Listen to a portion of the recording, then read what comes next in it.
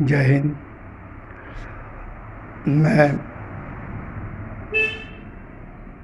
हिमाचल प्रदेश भूतपूर्व सैनिक कल्याण व विकास समिति अध्यक्ष और united front of ex servicemen JCOR Himachal Pradesh का vice chairman veteran captain Balram Sharma. आज मैं लाइव इसलिए रूबरू हुआ हूँ कि मैं देश के सैनिकों से अपील करना चाहता हूँ कि यानी केंद्र सरकार के पास हम सब ने, देश के सैनिकों ने तरह तरह के ज्ञापन दिए, चाहे नेताओं, मंत्रियों और DC के माध्यम से, SDM के माध्यम से ज्ञापन दिए और मेल करके भी भेजे ताकि जो है केंद्र सरकार और रक्षा मंत्रालय के पास हमारा संदेश पहुंच जाए। लगातार 11 महीने से हमारा जंतर मंतर पर दिल्ली धरना प्रदर्शन चला हुआ है, परंतु वहाँ से चंद दूरी पर केंद्र सरकार जो है बैठी है, परंतु आज तक किसी प्रकार की कोई बातचीत नहीं, ना कोई नुमाइंदा और ना ही कोई जवाब दिया गया। इससे ऐसा लग रहा है कि यानी केंद्र सरकार व रक्षा मंत्रालय देश के सैनिकों के हित में नहीं है, क्योंकि अगर हित में होती तो फिर उनसे बातचीत करती, उनको कोई ना कोई जवाब देते। क्योंकि एक छोटी सी मांग थी कि यानी हमारी जो विसंगतियाँ हुई है उन मांगों को लेकर के एक 3 जजों की कमेटी बना करके हमें जवाब दे दिया जाए। हमें पैसे की मांग नहीं कर रहे हैं, हम सिर्फ मान सम्मान और जवाब चाहते हैं कि केंद्र सरकार का इसमें क्या हाथ है और क्यों नहीं सैनिकों के साथ बातचीत कर रही है, क्यों नहीं कोई जवाब दे रही है। इससे हमारे देश का सैनिक बहुत नाराज हो चुका है और जब कोई बातचीत नहीं है, कोई जवाब नहीं है, तो इसे देश के सैनिक अपनी तौहीन और अपमान समझ रहा है।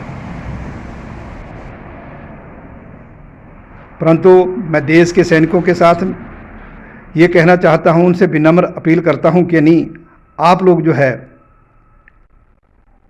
संगठनों के बीच में बटे हुए हैं, हमारी एकता की कमी है और आप जो है जब तक एक मंच पर एक साथ नहीं आते तब तक केंद्र सरकार हमारी मांग को नहीं सुनेगी। तो हमारी सबसे बड़ी कमी एकता की कमी रही, क्योंकि हमारी वो बात रही कि 9 पूर्वीय हैं, 13 चूल्हे हैं, अपनी अपनी मांगें लेकर के अपने अपनी पद प्रतिष्ठा को लेकर के आगे बढ़ रहे हैं। परंतु मैं सबसे विनम्र अपील करता हूं कि पद प्रतिष्ठा को त्याग कर एक मंच पर एक छतरी के नीचे आ जाओ और जो है अपनी संख्या बल के साथ में जो है केंद्र सरकार और रक्षा मंत्रालय को जगाने की कोशिश करो।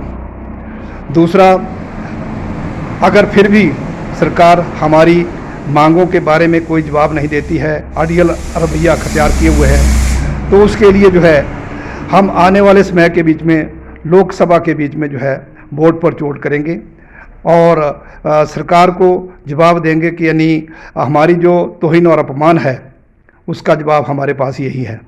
क्योंकि देश का सैनिक रक्षा सुरक्षा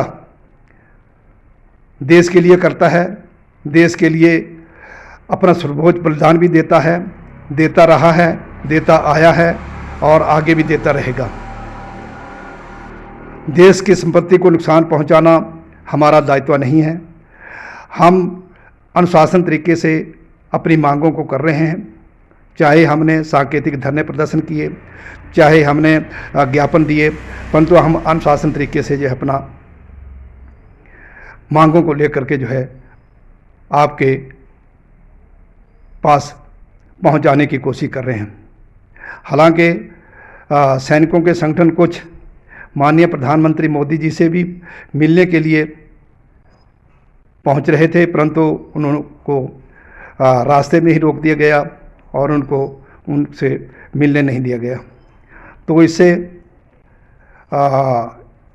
सैनिक जो है बहुत नाराज है और अपना अपमान समझ रहा है, परंतु उसके पास और कोई चारा नहीं है।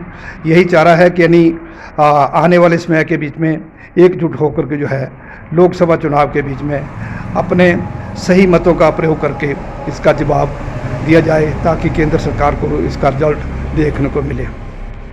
तो मैं यही कहूँगा कि जितने भी संगठन हैं, सभी के सभी संगठन जो है एक मंच पर आ जाएं और अपना एक साथ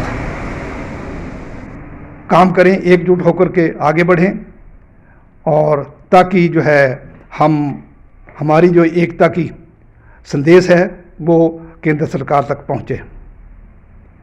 यही मेरा कहना है। सभी एक हो जाएं, एकता की कमी ना आने दें। सैनिक एकता जिंदाबाद, सैनिक एकता जिंदाबाद, सैनिक एकता जिंदाबाद। जय हिंद, जय हिमाचल, जय हिंद।